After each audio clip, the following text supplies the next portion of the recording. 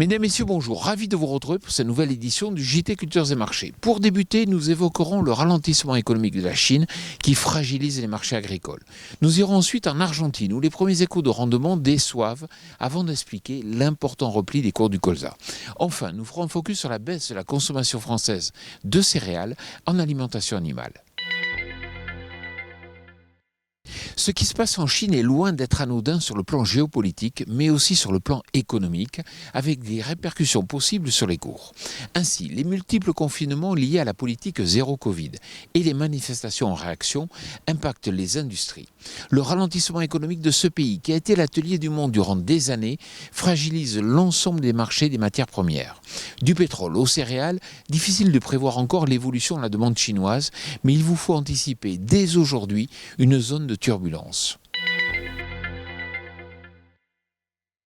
En Argentine, le début des récoltes de blé confirme les craintes évoquées ces derniers mois. Les conditions très sèches ont fortement affecté le potentiel des cultures, avec seulement 8% des surfaces en bonnes ou excellentes conditions.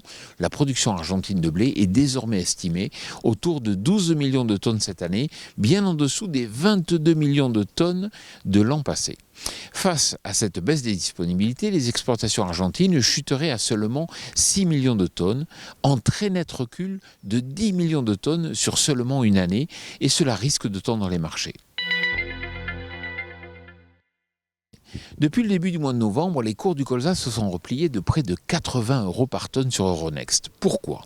Tout d'abord du fait des récoltes 2022 qui sont importantes dans l'hémisphère nord, aussi bien au Canada qu'en Europe. Le second facteur explicatif est la poursuite des exportations en Ukraine qui contribuent au bon approvisionnement du marché mondial. Enfin, les opérateurs observent à présent l'Australie où les récoltes débutent avec des potentiels de production qui s'annoncent proches des records. 635 000 tonnes, c'est la consommation française de céréales en alimentation animale en octobre 2022. C'est bien en dessous des 800 000 tonnes habituellement observées à cette période de l'année. En effet, depuis un an, les utilisations de céréales en alimentation animale ont fortement chuté du fait de la hausse des prix des céréales et de l'augmentation des contaminations de grippe aviaire. La demande en blé, en orge ou en maïs s'en trouve donc fortement limitée. Voilà, le JT Culture Marché c'est terminé. Je vous souhaite bien sûr une excellente semaine.